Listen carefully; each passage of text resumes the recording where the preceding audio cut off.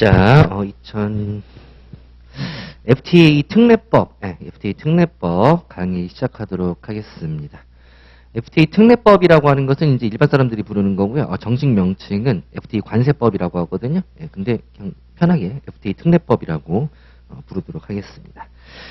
자, 특례법의 법령 체계부터 보도록 할게요. 총 9장으로 되어 있어요. 그리고 관세법과 마찬가지로 보충적인 내용이 뒤에 있고 앞에는 통칙이 있고 그 다음에 중간에는 세부 절차가 있습니다. 그럼 어디까지를 우리가 일단 통칙을 잘라보면은 여기 통칙이죠. 그 다음부터는 세부 절차 나오는 거죠. 그렇죠? 세부 절차, 원산지의 증명, 원산지의 조사, 그 다음에 무역피지의 구제를 위한 관세 주식, 긴급 잠정 이런 것들이 나오네요. 그리고 통관 특례, 상호 협력 한 여기까지를 잘라봤을 때 구체적인 절차라고 보시면 되겠고 이만큼이 전부 다 보충적인 내용이라고 보시면 되겠어요. 그래서 여기에서 이제 주로 문제에 나오는 부분이 1장에서는 정의 부분, 2장, 3장, 4장의 내용이 주로 나옵니다. 그래서 몇 퍼센트 정도 나온다고? 75% 정도가 여기서 나와요. 근데 작년에는 안 그랬어요. 작년에는 여기서 75%는 아니었고, 한 40% 이렇게 나왔거든요. 어쨌든, 이만큼 정도만 공부를 하면은 두 문제는 맞춘다. 그리고 우리 목적이 뭐다? 두 문제 맞추는 거다. 5문제 중에 두 문제 맞추는 게 목적, 3문제 맞추면 럭키. 자, 그리고 이 7장 협정관세의 적용 제한까지 해가지고 한 95%, 지금까지 기출된 것 중에 한 95%가 7장 위로 나옵니다. 그리고 벌칙에서 한 번 정도 나온 적 있어요. 작년에 한 번 나왔었습니다. 작년에. 그리고 보충 규정에서 보칙, 8장 보칙에서는 나온 적은 없습니다.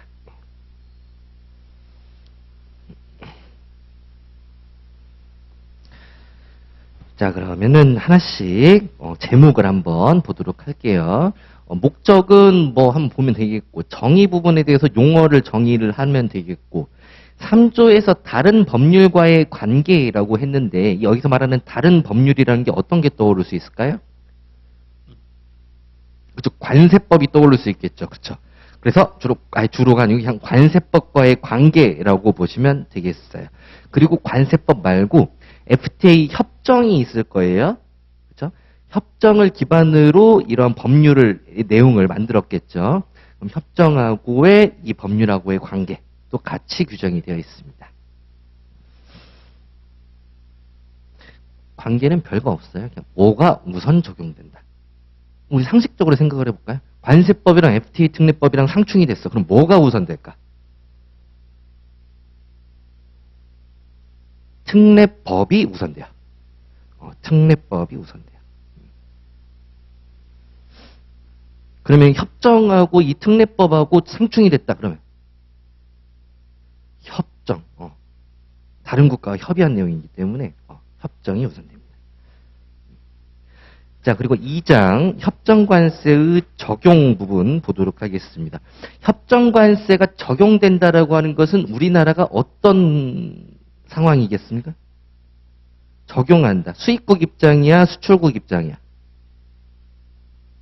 수입국 입장이 되겠죠. 수입국 입장에서 어떤 식으로 적용 절차가 이루어지는지에 대해서 나와 있어요. 자, 협정 관세는 어떤 요건을 갖춰야지 적용이 된다. 이런 내용이 4조에 나와 있고, 그 다음에 세율 적용의 우선순위. 세율 적용의 우선순위 어디서 배웠습니까? 관세법에서 배웠죠. 관세법에 있는 내용이랑 유사합니다. 그리고 협정 관세 적용 요건이 있네요. 자, 그리고 원산지 결정 기준이라고 하는 것은 우리가 관세법 9장에서 배웠던 내용처럼 완전 생산 기준, 실질적 변형 기준이 있는데 관세법에서 배운 내용 정도밖에 안 나와요. 왜 그럴까요? 협정별로 결정 기준을 각각 다르게 규정하고 있기 때문에. 자, 그리고 협정 관세의 적용 신청, 적용할 때 절차는 어떻게 되는지, 절차는 어떻게 되는지. 그리고 구조는 사후적용의 신청이에요. 그럼 적용 신청에 대해서 예외적인 게 되겠죠. 원래는 사전에 적용해야 돼요. 그럼 적용 신청을 언제 해야 될까? 그렇지. 수입신고 시에, 수입신고 수리 전에 해야 되는 거죠. 그러면 사후적용이라고 하는 것은 후에 하는 거지. 수리 후에 하는 거. 법에서 배웠던 내용이 그대로 나와요. 자, 그 다음에 3장 원산지 증명에 대해서 보도록 하겠습니다.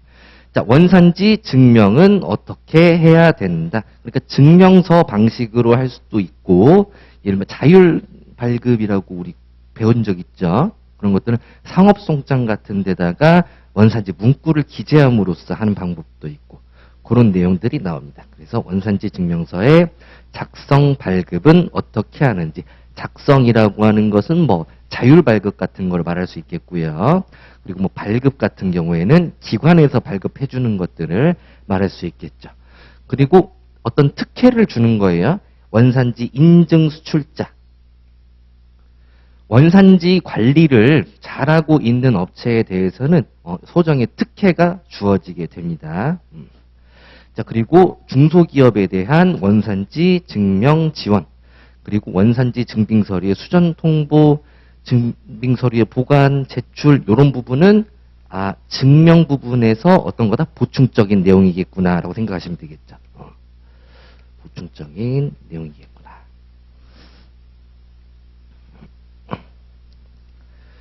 자, 그 다음 원산지 조사 부분 보도록 하겠습니다. 자, 원산지 조사. 원산지에 관한 조사는 어떻게 해야 된다. 그리고 통칙 같은 느낌이고 18조는 요청에 따른 원산지 조사인 거죠. 그럼 우리나라가 조사를 하는 거죠. 그리고 반대로 우리나라가 수입국 입장일 때 상대국에다가 원산지 확인 요청을 하는 거. 두 개를 세트로 보시면 되겠죠. 우리 어디서 배웠지? 또 역시 9장에서 배웠던 내용이랑 똑같아요. 확인 요청 및 조사.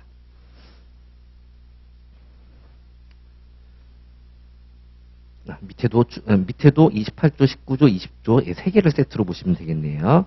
그리고 원산지 조사 기간 중에 협정관세의 적용을 보류하는 내용도 있습니다. 이게 무슨 말일까요? 상대국으로부터 원산지 조사 요청이 들어왔죠. 그럼 내가 우리나라에서 조사를 하겠지. 그럼 조사 기간 중에 얘가 좀 약간 악의적으로 원산지를 속인 것만 같단 말이에요.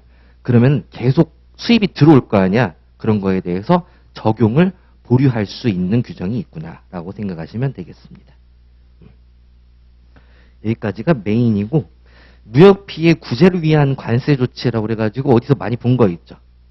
긴급관세 조치 잠정, 그리고 특별긴급관세, 그다음에 뭐 대항조치, 덤핑, 우리가 싫어하는 거 다 들어있어요. 근데 여기서는 더 싫어요. 더 싫어서 이런 것들은 아마 거의 다 버릴 거예요. 거의 다 버릴 거예요. 관세법하고 유사하지가 않아요. 네, 관세법하고 유사하지가 않아요. 그리고 나머지 보충적인 내용이 있더라. 그래서 오늘 배울 내용은 3장 원산지 증명까지 한번 보도록 하겠습니다.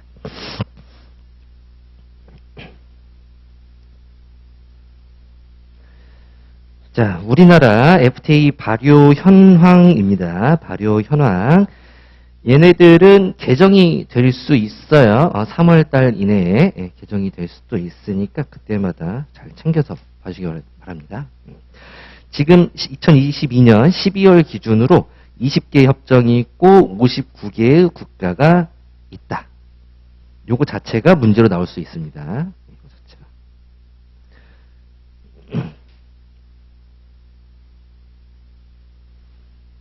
자, 그리고 발효일을 가지고 나올 수도 있는데 얘네는 숙지할 수가 없겠죠. 나오더라도 난 틀리겠다. 그때 그냥 판단해서 하겠다라고 생각을 하시면 되겠고, 중요한 부분이 이 수많은 FTA 중에서 이 한 아세안 FTA가 상당히 중요합니다. 그리고 여기 있는 국가들은 다 외우시고 있어야 되는데 여기서 생으로 이거를 다 외우실 필요가 전혀 없어요. 왜냐하면은 어느 절차로 가보면은 암기식을 통해서 얘네들을 다 다루거든요. 예. 태상모 이러면서 태상모 양마 캄마 이러면서 그 암기식에 드릴 거예요. 네. 네. 여기는 한 싱가포르도 있는데 아세안에 또 싱가포르도 들어있거든요. 예. 베트남도 들어있거든요. 예. 어떤 차이가 있을까요? 아세안 좋은 질문이에요. 좋은 질문이에요. 이렇게 하나의 그룹 아세안이란 그룹하고 우리나라가 FTA를 맺게 되잖아요. 맺게 되면은 이 아세안으로 들어가는 세율 자체가 수입되는 세율 자체가 해야 되지 않겠습니까? 예를 들어 A라는 품목에 대해서 7%다. 그럼 이 아세안 국가 어느 국가를 가든지 아세안 FTA를 통해서 7%의 세율을 적용받아야 되는 거잖아요. 근데 이 중에 특정 국가와 또 FTA를 맺게 되면은 나는 좀 더 내 상황에 맞게 세율 같은 걸 조절할 수 있겠죠. 그죠? 전체를 대변해서 하는 것이 아니고 개별적인 상황을 고려해서 맺을 수 있지 않겠습니까? 예. 훨씬 더 유리한 조건으로 할 수 있겠죠. 우리나라 입장도 마찬가지겠죠. 그래서 중복으로 하는 경우도 있습니다. 자, 한 아세안 FTA를 봐야 되겠고요. 그 다음에 영내 포괄적 경제 동반자 협정, RCEP이죠, RCEP. RCEP. 근데 RCEP에 보면은 이미 아세안이 들어가 있어요. 아세안 들어가 있고, 그 다음에 요거 묶어볼 수 있죠. 호주, 뉴질랜드, 오세아니아, 오세아니아죠. 그 다음에 한중일. 한중일이랑 아세안 국가랑 동남아시아 국가들이랑 그 다음에 오세아니아.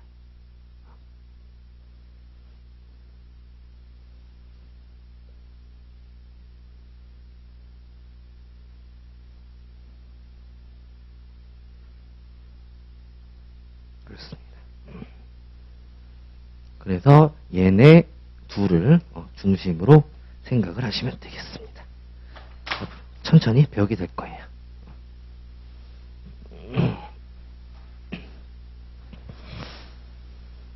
자, 넘어가겠습니다. 자, FTA 특례법 제1조 목적입니다. 이 법은 관세법의 특례 그리고 채약 상대 국가의 관세 행정 협조에 필요한 사항을 규정함으로써 그럼 관세법에 대해서 어떤 부분을 특례로 두고 있을까요? FTA를 하면 뭐가 낮아져?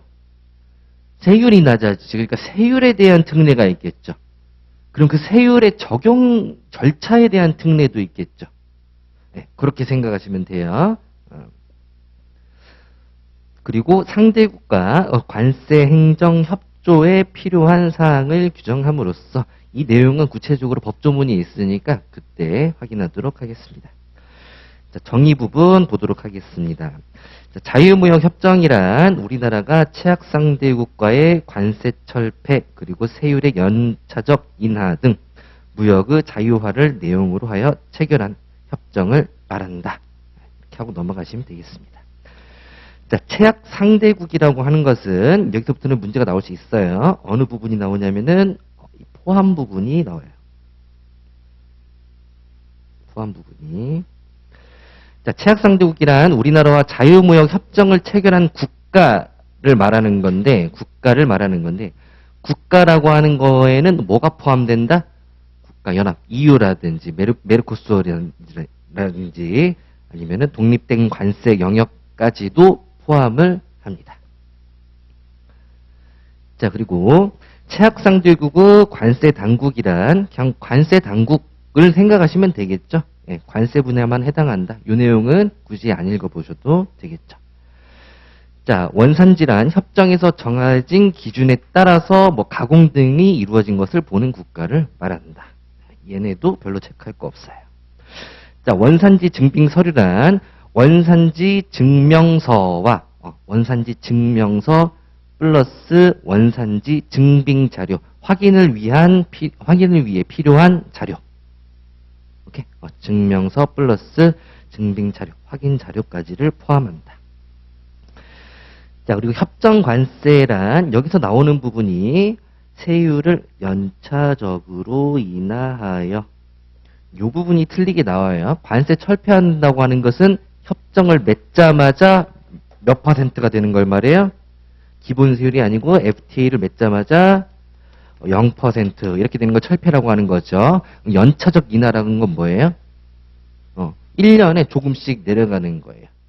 10%짜리를 1년에 10%씩 내린다. 그럼 다음 연도에는 9% 해가지고 최종적으로 10년간 최종 철폐로 가든가 한 2%에서 멈추든가 이렇게 하는 걸 말합니다.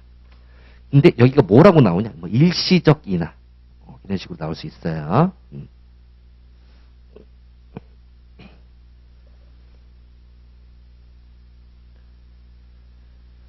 자, 그 다음에 2항은 보실 것이 없고, 자, 3조 다른 법률과의 관계 보도록 하겠습니다. 자, 이 법은 관세법에 우선하여 적용한다. 당연한 말이죠. 특례법이니까요. 그렇죠. 다만 이 법에 정하지 않는 사항에 대해서는 관세법에서 정하는 바에 따른다. 그리고 관세법이 이 협정과 상충되는 경우에는 어떻게 한다? 관세법이 우선한다. 협정과 상충되는 경우에는 협정을 죄송합니다. 제가 관세법이라고 그러네. 어쨌든 너무 상식적인 내용이기 때문에 굳이 체크를 안 하셔도 되겠습니다.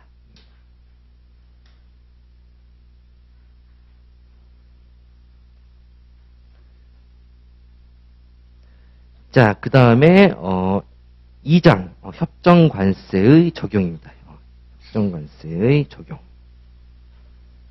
여기서부터 이제 징그러워요. 글자가 너무 많아가지고. 자, 4조 보니까 협정관세에서 연도별 세율, 적용기간, 적용수량 이런 것들은 대통령령으로 정한다. 그냥 여기에서는 위임 규정밖에 안 나와 있어요. 그래서 법률은 보실 필요가 없어요. 그래서 협정관세를 대통령령으로 정하는 거 보니까 뭐라고 써져 있습니까? 일단 1항부터 볼게요. 칠레와의 협정에 따라 칠레를 원산지로 하는 수입 물품에 대해서 협정관세를 적용할 물품은 별표 1과 같다. 이런 내용이 안 나오겠죠. 안 나오겠죠. 그래 필요가 없어. 필요가 없어. 그래서 하이라이트가 안 된 거는 다 버리시면 돼요. 버리시면 돼요. 다 그냥 그렇게 생겼습니다. 근데 특이한 부분이 있죠. 5항 보도록 할게요.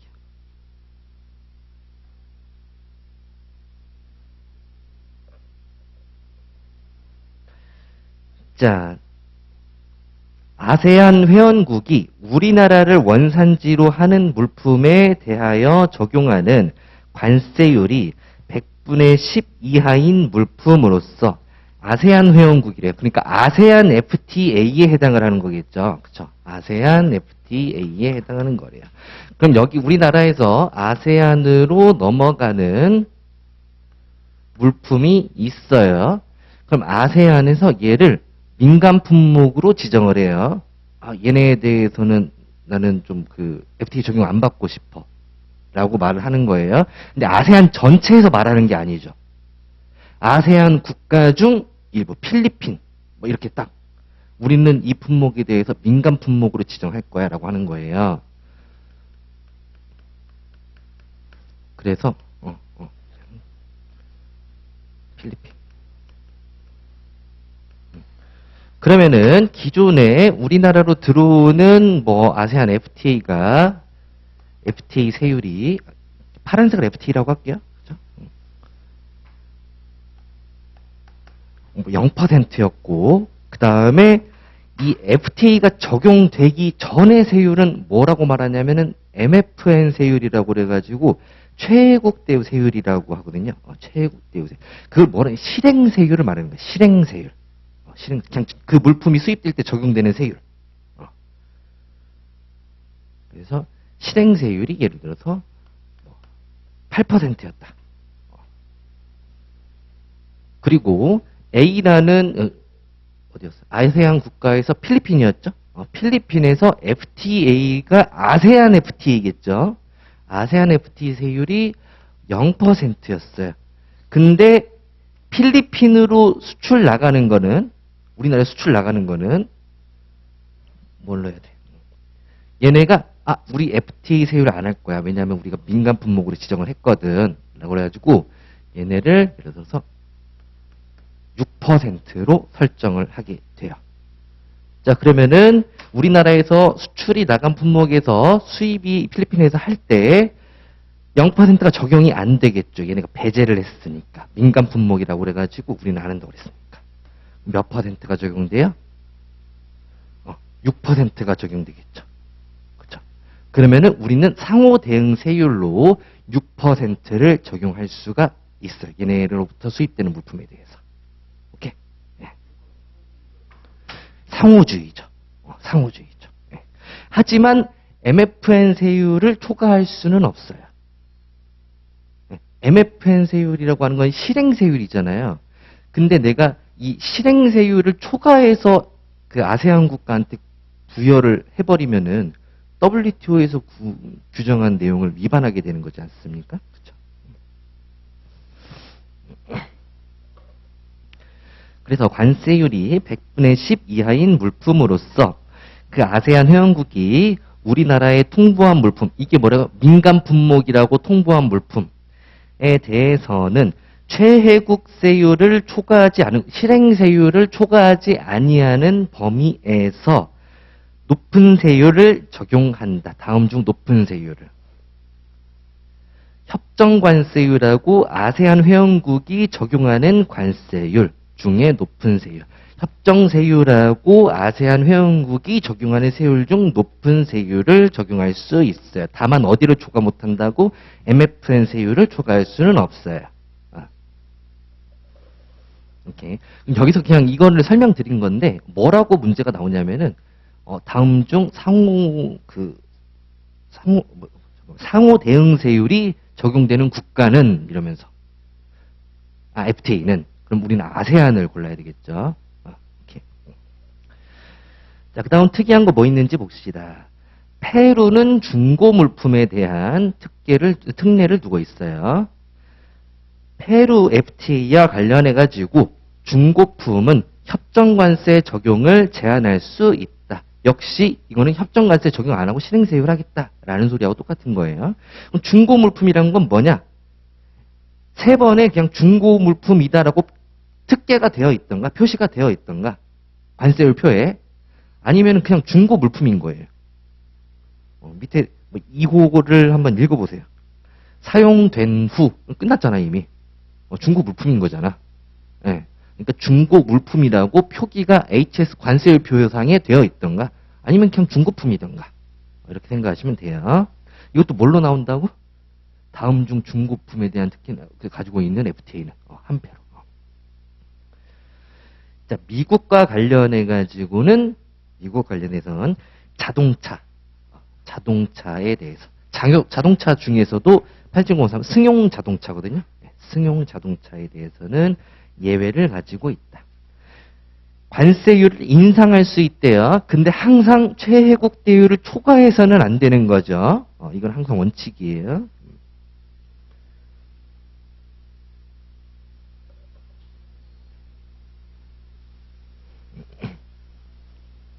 그럼 우리가 어디 뭐 구석대기에다가 이 내용을 써놓으면 되겠죠. 아세안은 상호. 그쵸. 그 다음에 페루는 중고. 그 다음에 뭐 미국은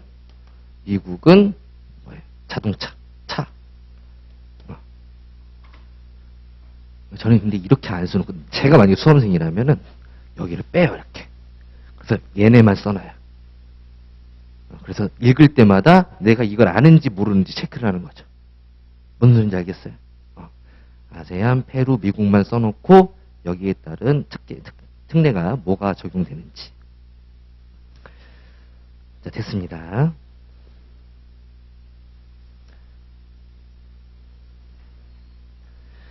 자, 정의. 정의 부분에 영역은 너무 많아가지고, 예, 정의가 되긴 하거든요. 우리 관세사 시험에서 안 나오더라고요, 잘. 버리시고. 자, 2호부터 보도록 하겠습니다. 제가 아까 정의 부분에서 많이 나온다고 그랬잖아요. 예, 여기도 정의 부분에 포함되는 거예요. 자, 류호, 소호란 2단위, 4단위, 6단위 품목번호를 말한다. 이거는 쉽죠? 알고 있는 내용이죠? 자, 재료란 이런 거다. 이것도 쉬운 거죠? 틀리면 안 되겠죠? 자, 그리고 4번, 4호 마찬가지죠? 볼 필요가 없습니다.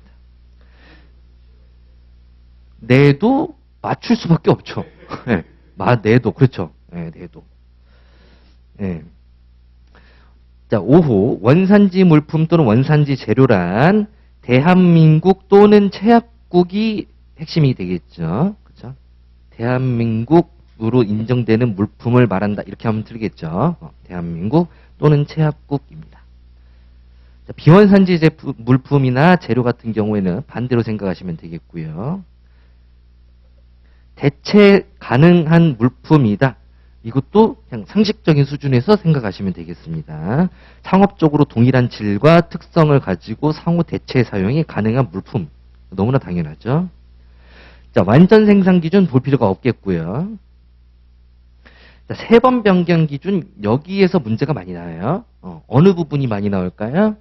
자, 2개국 이상에 걸쳐서 생산된 경우로서 당연하죠. 그리고 품목번호와 해당 물품의 생산에 사용된 비원산지 재료의 품목번호가 일정 단위 이상 다른 경우 어디 부분이 포인트예요? 일정 단위가 포인트죠. 일정 단위. 근데 여기에 뭘로 틀리게 나오겠어? 6단위, 10단위 뭐 이렇게 나온단 말이야.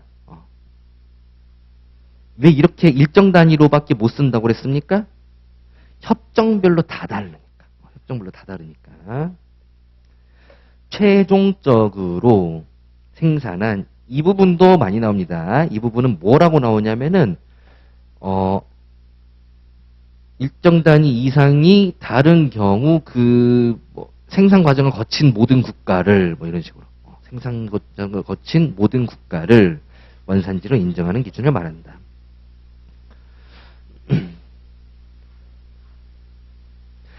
자, 부가가치 기준이란 부가가치를 창출해야 되겠죠. 일정 수준 이상의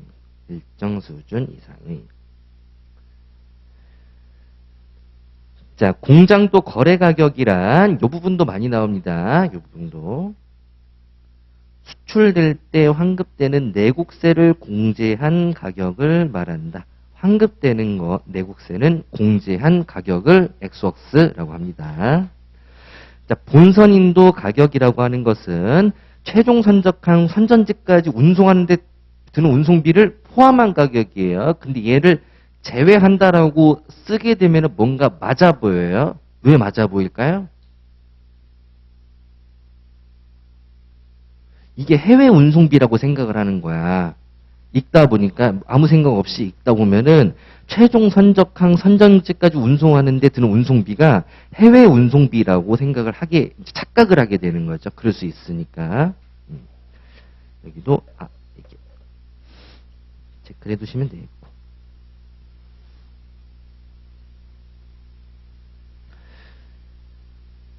자, 조정가격이란 과세가격이라고 하는 것은 무슨 가격이에요?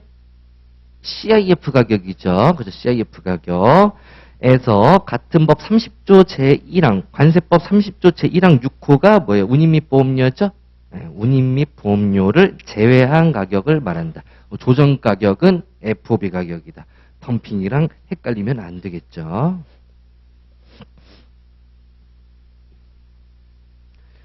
영해란 기선으로부터 12해리 이내의 수역을 말한다.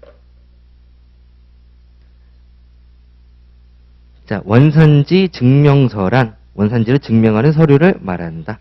원산지 포괄 증명이란 반복적으로 수입되는 동종 동질 물품에 대해서 정하는 기간 동안 최초의 원산지 증명서를 반복 사용하는 것을 말한다. 증명서 하나를 끊어 놓고 이 확인서로 계속 해서 증명을 하는 것을 말하는 거예요.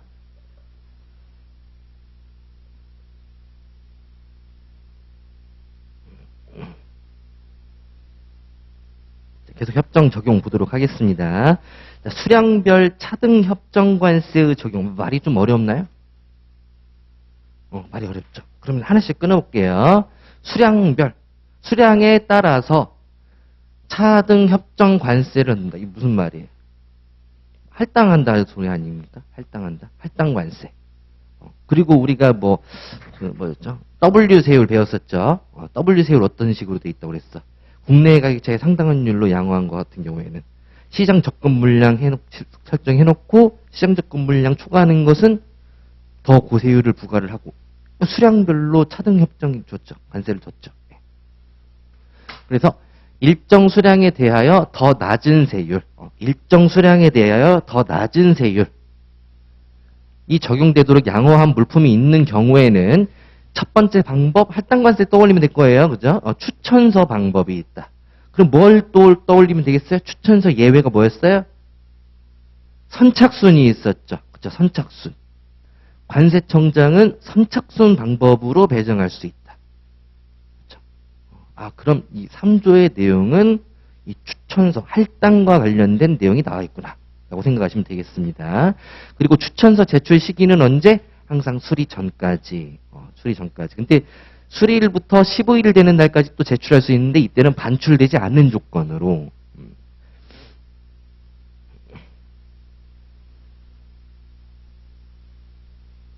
이런 수량별 차등협정관세가 적용되는 물품이 이제 기획재정부령으로 있는데, 이거는 이제 어류를 말하는 거예요. 어류를. 그래서 EU, 미국, 뉴질랜드, 중국입니다. EU, 미국, 뉴질랜드, 중국.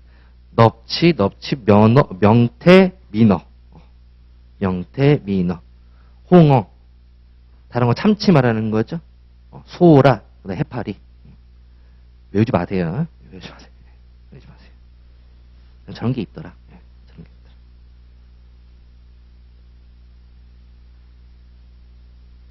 됐습니다. 자, 그 다음에 세율 적용의 우선순위 보도록 하겠습니다. 자, 협정관세의 세율이 관세법에 따른 적용 세율과 같거나 그보다 높은 경우에는 관세법에 따른 세율을 우선하여 적용한다입니다. 말이 길잖아. 그럼 이걸 뭐라고 하면 되겠어? 협정세율은 낮은 경우에만 우선해서 적용한다. 이 말이죠? 이 말이죠. 낮은 경우에만 우선하여 적용한다. 근데 그 뒤에 있어요. 또 다만 협정관세 세율이 관세법 세율과 같은 경우에는 협정관세 적용 신청을 할 때에는 협정관세 세율을 적용할 수 있다. 밑에다 또 쓰면 되겠죠. 같고 신청이 있다면은 협정 적용 가능. 이렇게 써놓으면 되겠죠. 협정관세는 낮은 경우에만 우선해서 적용한다. 근데 세율이 같다면, 관세법 세율하고 같다면 신청을 했을 때 협정관세 세율 적용할 수 있다. 그렇죠. 근데 이 문장은 굳이 숙지를 하고 있을 필요가 없이 뭐라고 하면 돼요? 이해만 하고 있으면 되죠. 이해만 하고 있으면 돼요. 자, 1항에도 불구하고 관세법상 이런 세율, 무슨 세율입니까? 점상복인 등록이죠. 1순위 세율은 당연히 협정관세의 세율보다 우선해서 적용한다.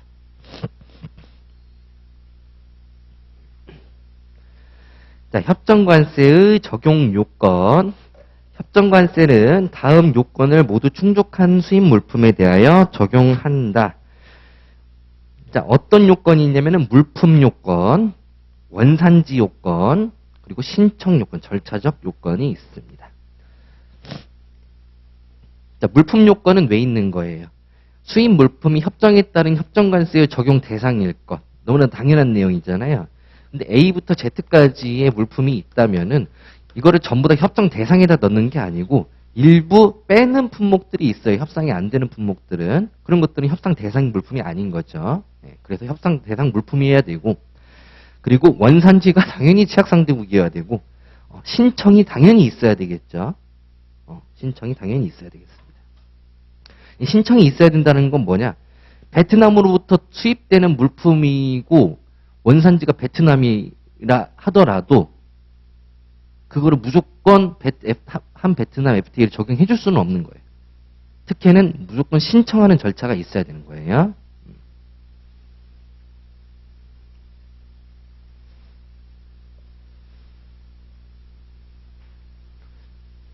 이거하고 이런 개념하고 반대되는 게 뭐가 있을까? WTO 협정세율이 있죠.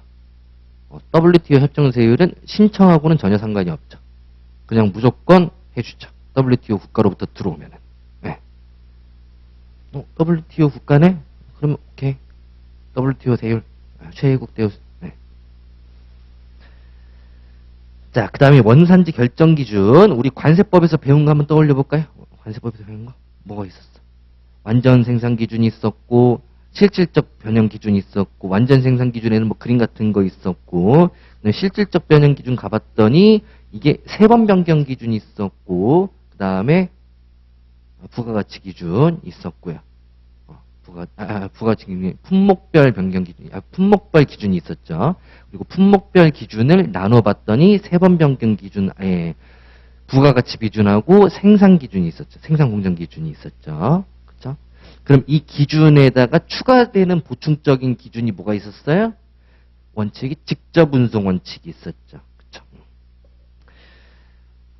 자, 그 다음에 완전 생산 기준 보실 필요 없겠고, 2호 부분 보면은 둘 이상 국가에 걸쳐서 됐다. 그러면은 첫 번째, 3번 변경 기준이 적용된다. 3번 번호가 일정 단위 이상 다른 경우 최종 생산한 국가. 나번은 뭐예요? 부가가치 기준. 그 다음에 다목은 뭐예요?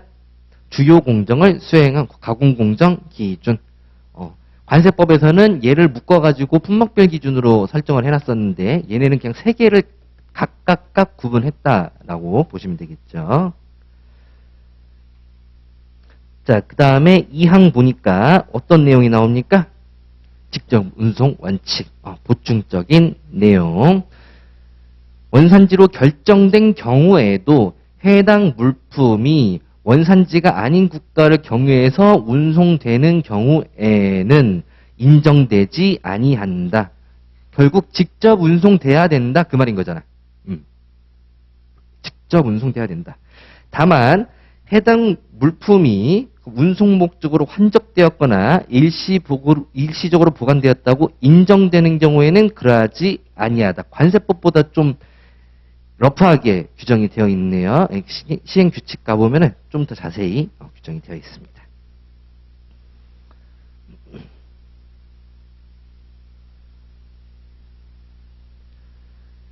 자, 그리고 원산지 결정 기준은 나와 있는데 각 협정에 따른 원산지 결정 기준은 별표에 따른다 그래가지고 엄청 많이 나와 있어요. 엄청 많이 나와 있어요. 근데 그걸 다 없앴습니다. 그냥 수정 처리했어요. 자, 원산지 결정. 이거는 직접 운송 원칙이네요.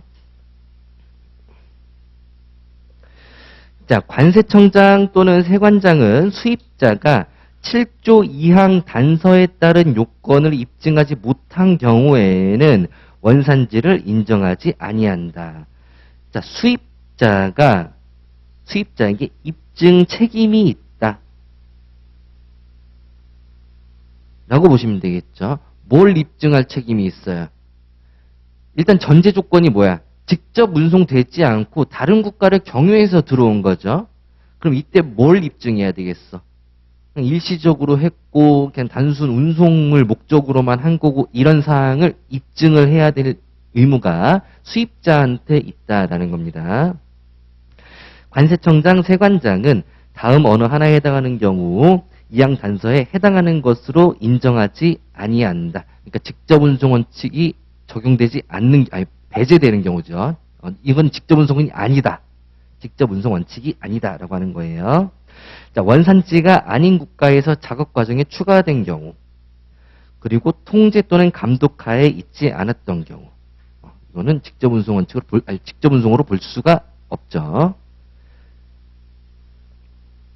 여기는 뭐 보존에 필요한 작업 과정에 추가된 경우는 제외한다. 별도로 숙지할 필요가 있어요? 없죠. 없죠. 없어요. 우리가 알고 있는 그 직접 운송 원칙만 떠올리시면 되겠습니다. 근데 여기만 수입자에게 책임이 있다. 입증 책임. 그것만 체크를 하시면 되겠습니다. 그리고 아까 말했던 일정 수준, 일정 단위. 일정 수준, 일정 단위. 그리고 주요 공정.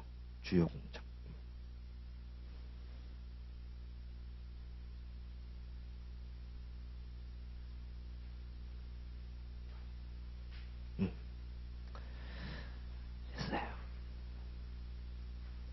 자, 조금 쉬었다가 협정관세의 적용 신청 보도록 하겠습니다.